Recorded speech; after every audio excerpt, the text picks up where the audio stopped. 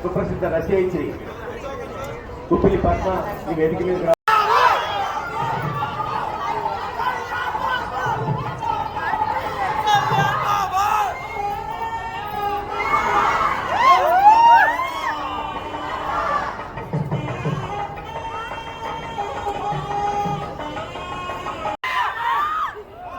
అందరూ నిశ్శబ్దంగా కూర్చోవచ్చుగా కోరుతున్నాను.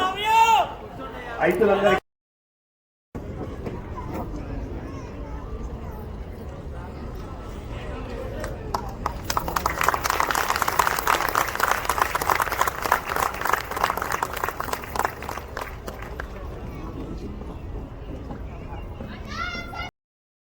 మన దేశ సాంప్రదాయంలో మనం ఎప్పుడు స్త్రీనే ముందు పెడతాం.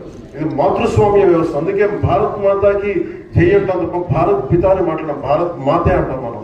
అంటే స్త్రీకి మాతృస్వామ్య వ్యవస్థకు మనం ఇచ్చే అత్యంత గౌరవం.